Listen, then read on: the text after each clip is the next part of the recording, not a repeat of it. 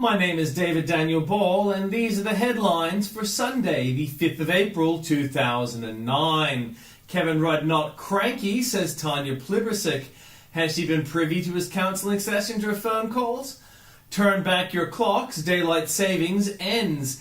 Pakistani Taliban leader claims responsibility for US shooting. How will Obama respond? Kill civilians? G20 protest man died of heart attack, says police. Suspected US attack kills 13 in Pakistan. Obama declares his Democratic presidency. US seeks to expel alleged Nazi guard. Obama warns NATO allies of terror risk. New South Wales police probing bikie violence link. Will sort out power problems, says Energy Australia. Mortgage relief plan for jobless. And Afghan rape law tests Clinton. And in comments from Bill O'Reilly, is President Obama selling out America? The president continued meeting world leaders Thursday, trying to blunt the recession and rally support for war in Afghanistan.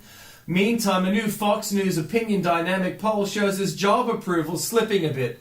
58% of Americans approve, down from 63% a month ago, and 32% disapprove. That's up 6 points from the last survey. By Bret, Baier, lofty ideas about what it means to save the New York Times. New York Times executive editor Bill Keller is comparing his paper's efforts to stay afloat to the cause of starving African refugees.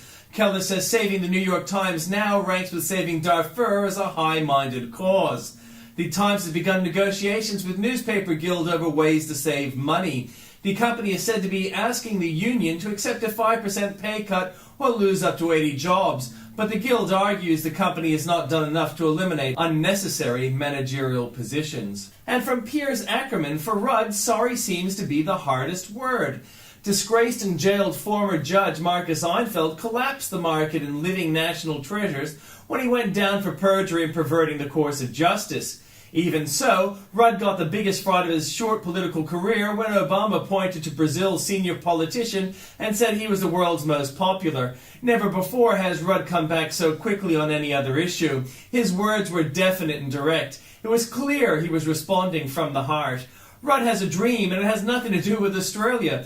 Rudd wants to be in the UN, a fat cat answerable to no one, acting without responsibility. Words without passion, ordering people around who will jump as high as they can because their lives depend on it. They are that poor. Rudd is not as popular as another politician. What did they give away to achieve that popularity? What must Rudd give away to achieve it or surpass it?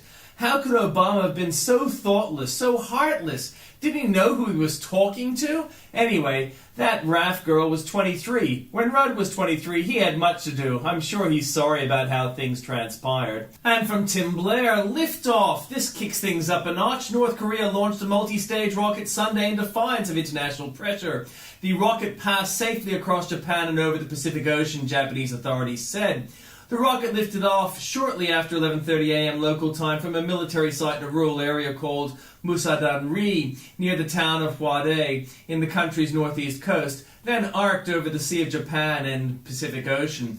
Time to send in Hans Blix. Vegetable alarm. According to the Sydney Morning Herald, we're all alarmed by vegetables. The Obama veggie patch, a symbol of the U.S. president's focus on the environment, is alarming conservatives, writes Ann Davies in Washington.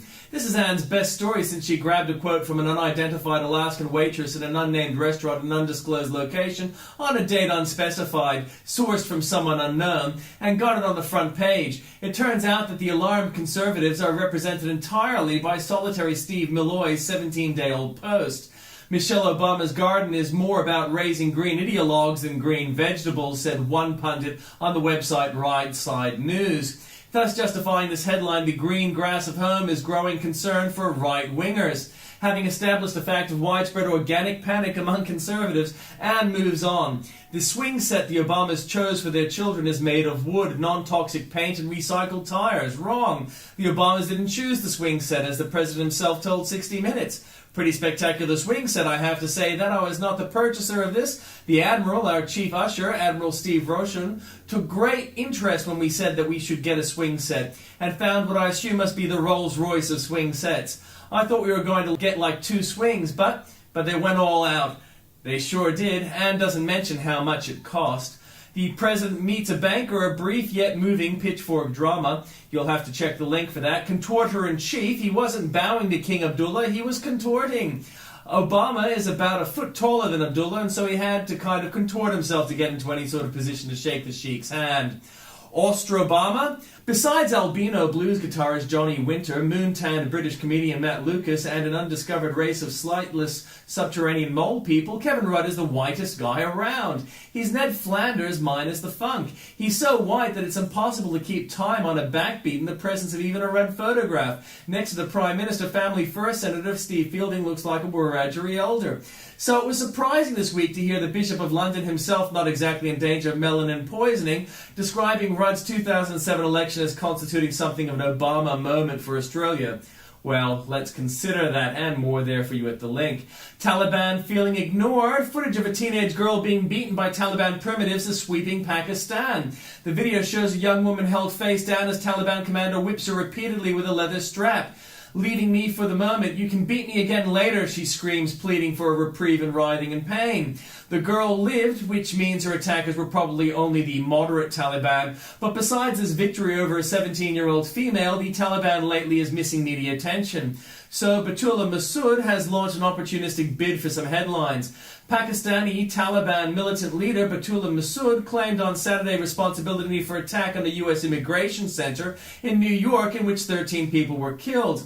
"I accept responsibility. They were my men. I gave them orders in reaction to U.S. drone attacks," Masood told Reuters by telephone from an undisclosed location. "Nice try, Rock Ape. You're giving orders to crazy loners who moved to the U.S. from Vietnam as children now." Still, the killer did murder young women from Pakistan and Iraq, so at least he followed the Taliban's style guide. Associations pressed in the tradition of the mother and of the boyfriend of former vice presidential candidate Sarah Palin's daughter. A half-sister of Governor Sarah Palin's husband is accused of breaking into the same home 2 times with the intention of stealing money. Both pieces from Associated Press, specialists in association. Change! Now even The Guardian is mocking Obama. Lucky us, another unrequested Earth Hour surplus. The second blackout to hit Sydney CBD in a week left more than 50,000 homes without power this morning. From Nathan Reese, I was told the other day that the chances of this happening again were 1 in a million. No more finger pointing at the faith, says Andrew Bolt. As I've said before, it's time to stop the scapegoating of a religious minority. A government-funded charity was at the center of a row last night after a magazine it publishes for children appeared to depict Christians as Islamophobes who regard Muslims as terrorists. Obama speaks as Bush was sent to. They said George Bush was the inarticulate one, but even now The Guardian is mocking the unteleprompted Barack Obama, offering even this translation of his waffling. More there for you at the link. Is that true, or did Lachlan Harris tell you? Kevin Rudd has confidence in his official liar. Prime Minister Kevin Rudd has expressed full confidence in Press Secretary Lachlan Harris, despite Mr. Harris having been caught out lying last week. Mr. Harris denied Mr. Rudd had reduced a 23-year-old flight attendant to tears by verbally abusing her for serving him the wrong meal on his VIP plane. He was later forced to admit the story was correct. Mr. Rudd's Chief of Staff, Alistair Jordan, said yesterday the Prime Minister and I have full confidence in Mr. Harris.